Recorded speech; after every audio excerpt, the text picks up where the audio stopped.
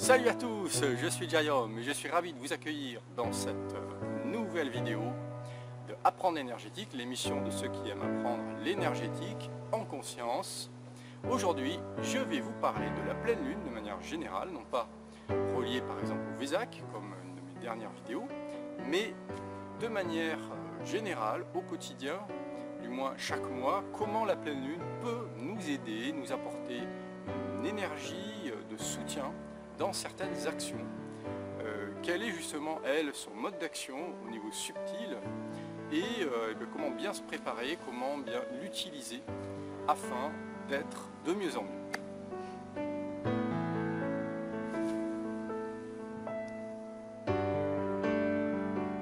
Alors la pleine lune, comme vous le savez tous, on revient tous les 28 jours. C'est donc un cycle régulier sur lequel vous pouvez vous reposer pour fonder notamment des actions énergétiques dont je vais vous parler tout de suite. Alors il y a deux aspects particulièrement dont je vais vous entretenir.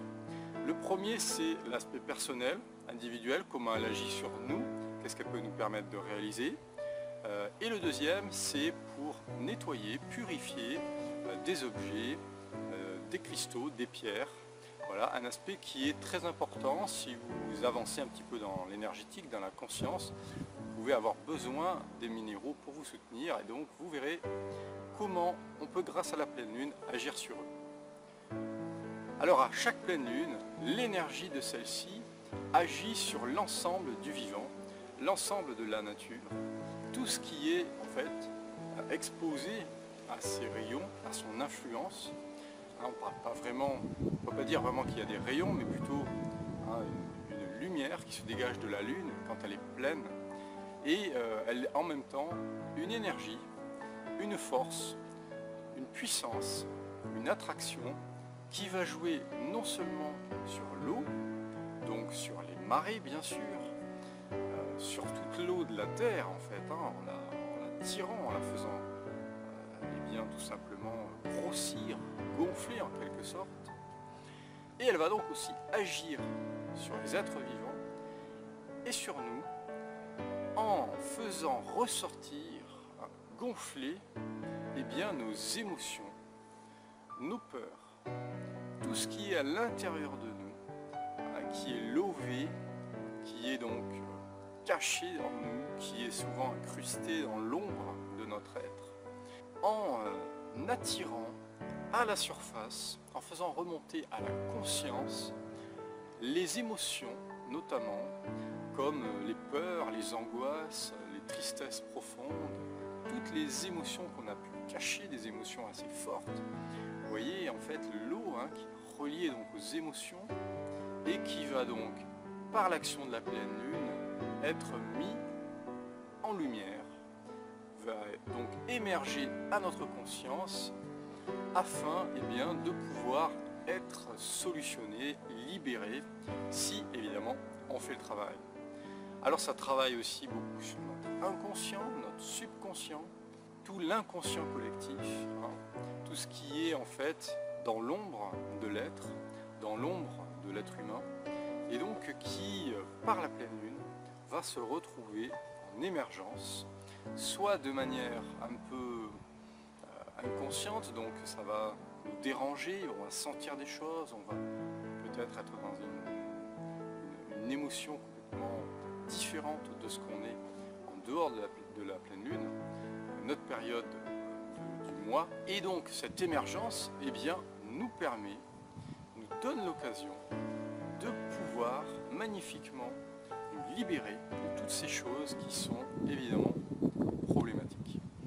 Alors celui qui ne fait pas le travail, qui n'accepte pas de se libérer, d'accueillir ce qui montre comme étant quelque chose de possiblement libérateur, va se trouver à nouveau envahi par ses émotions, va se trouver submergé par cette eau intérieure qui vient à la surface, par ses peurs profondes, par ses impulsions, par ses instincts aussi, donc en fait par tout ce qui est à l'intérieur de lui qu'il ne peut pas vraiment contrôler, qui s'est imprimé de manière souvent inconsciente ou en tout cas traumatique. Il y a eu soit un choc émotionnel, soit un vécu difficile, quelque chose de psychologique qui l'a déstabilisé.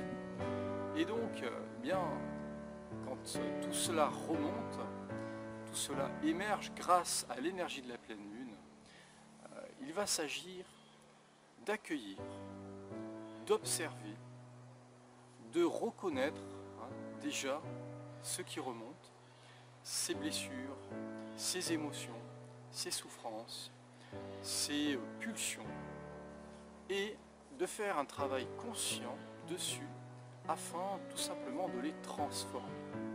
Donc on va prendre la période de la pleine lune pour une occasion afin de pouvoir méditer, de pouvoir observer en pleine quiétude ces choses qui émergent. Alors évidemment, ça va peut-être émerger dans votre quotidien, dans la journée, justement sur des moments où on n'est pas serein, parce que bien, les émotions vont être plus à fleur de peau. Et donc les situations, peut-être la moindre des situations, va nous travailler, va venir déclencher quelque chose en lien avec ce qu'on a à l'intérieur. Donc c'est une occasion magnifique pour accueillir ce qui émerge, ce qui sort, et pour accepter bien, de faire le travail. Donc alors pour travailler sur tout ce qui émerge, nous avons tout un panel de thérapies, d'outils qui sont énergétiques, mais aussi émotionnels, psychologiques, plus simplement aussi physiques. Alors au niveau émotionnel, vous pouvez notamment utiliser l'EFT, l'Emotional Freedom Technique, donc ce qu'on appelle aussi le tapping.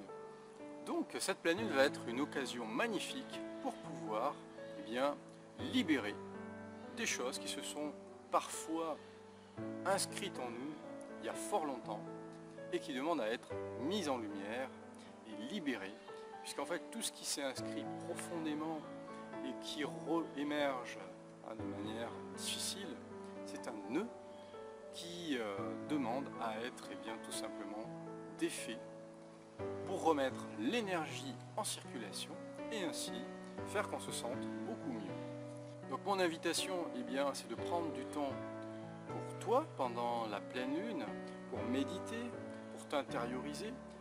Si tu n'aimes pas méditer, tu peux tout simplement faire comme moi, venir dans la nature, marcher, tu te balades un certain temps et puis après tu t'arrêtes, tu te poses, le dos contre un arbre par exemple, bien confortablement, et tu ressens ce qui se passe.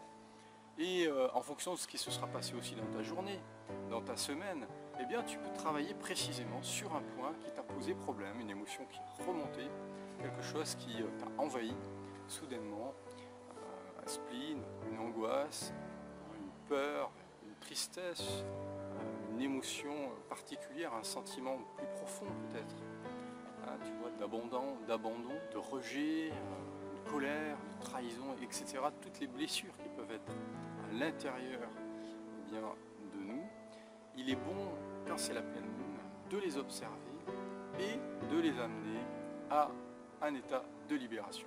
Alors le simple fait déjà de les observer, de les accueillir, de les reconnaître, va en partie les faire se transformer et s'alléger. Bien sûr, il est préférable en plus de travailler profondément pour aller déprogrammer cette émotion et la transformer, la libérer parfaitement de ton inconscient, mais aussi de ton corps, de tes cellules. C'est important à cette période de s'abreuver d'une eau qui soit bien légère et bien pure au niveau énergétique.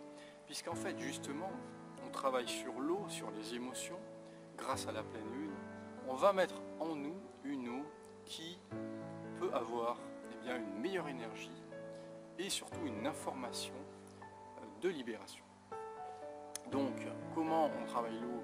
Je te montrerai ça prochainement. Déjà, avec ton intention, tu peux prendre tout simplement ta bouteille d'eau.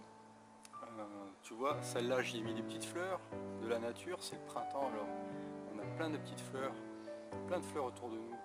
Et il y en a une qu'on appelle le sureau, qui peut se mettre dans l'eau, qui apporte un bon parfum, un bon goût et en plus qui aide à se désaltérer davantage.